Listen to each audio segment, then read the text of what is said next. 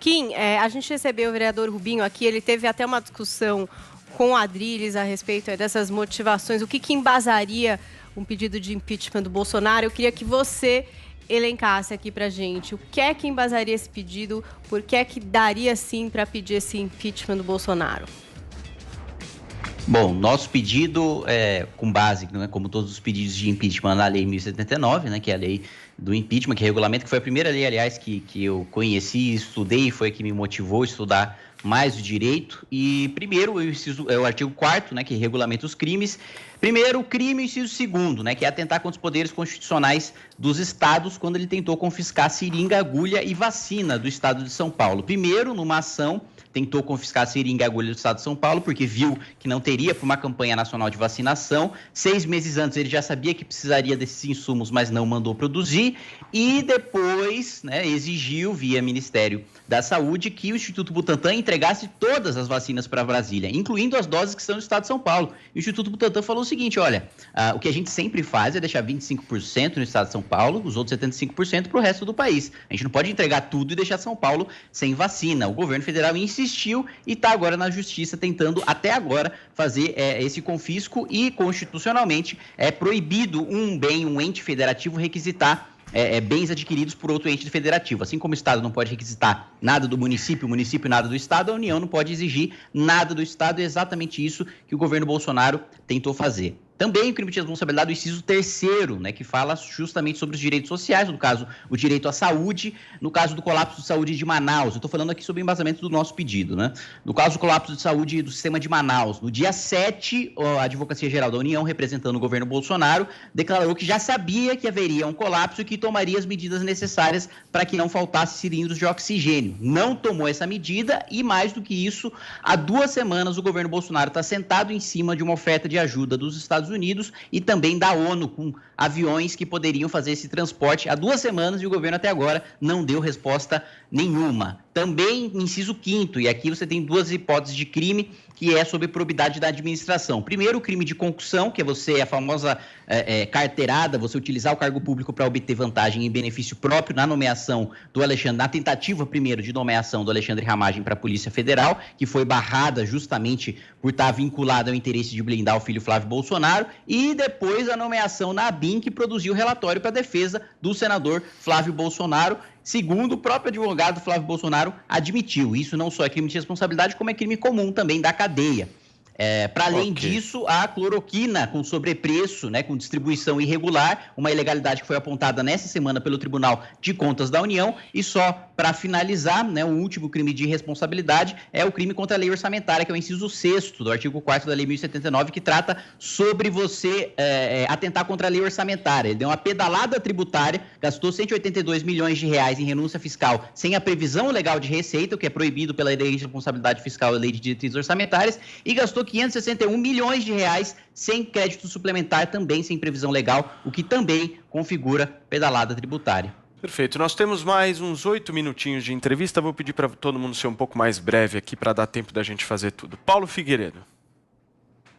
Eu gostei do Kim dizendo que o primeiro ano do governo do Bolsonaro foi razoável, que conduziu uma agenda liberalizante. Gostei, queria registrar isso.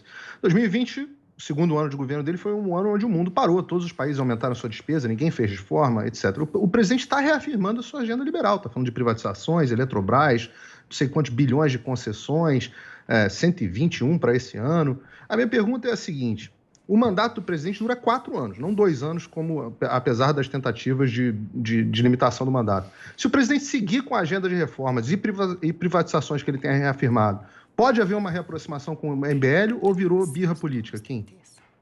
Não é birra política, não interessa mais o posicionamento político do presidente. O que interessa é que ele cometeu crime. Quem comete crime precisa pagar por esses crimes, né? Então, independentemente de ter uma agenda liberalizante ou não, quem comete crime precisa pagar pelo crime, ponto final. A questão política, é claro que o julgamento pelo Congresso Nacional, né, e o julgamento por parte do Legislativo em relação ao Executivo, né, a gente segue um modelo ali que foi idealizado por Montesquieu, né, em que o Parlamento julga o presidente da República, que é muito semelhante também ao modelo americano. Tem essa questão política que a gente elenca, mas fundamentalmente, como não estamos num regime parlamentarista, o fundamento é jurídico. E se nós temos um criminoso na presidência da República, esse criminoso precisa ser apeado do poder. Zé Maria. Pois olha, que a impressão que eu tenho, eu já falei com você em outras oportunidades sobre esse conceito nacional da política. O deputado acha que é o dono do gabinete, dono no sentido de pessoal, uma extensão da sua vida pessoal, e você está coerente indicando que não pegou esse conceito quando chega aqui em Brasília, né? Mas um processo de impeachment, levando para o processo, ele deixa consequências. Se não aprovado, blinda o presidente, né? E se aprovado, provoca uma revolução, a paralisação de certo tempo no país e a chegada de um novo presidente, no caso, o Hamilton Mourão. Vocês já analisaram essas duas possibilidades de não aprovação e da aprovação das consequências? Sim, analisamos politicamente, né? Hoje, inclusive, você já tem um assessor do general Hamilton Mourão na Câmara dos Deputados, porque uma fala de um deputado do MDB à época do impeachment da Dilma me marcou e, para mim, é realmente verdadeira, né? O impeachment não é sobre derrubar um presidente, é sobre substituir o governo, é sobre criar um novo governo, ou seja, só existe impeachment quando o vice-presidente já formou um novo governo e uma nova esplanada dos ministérios, coisa que, né, Hamilton Mourão sinaliza que está disposto a fazer. E sempre que se fala em impeachment, falam sobre crise institucional e sobre a instabilidade que se traz ao país. O que ele sinaliza como? Ele sinaliza como? Enviando interlocutores para dialogar no Congresso Nacional, né, como eu disse.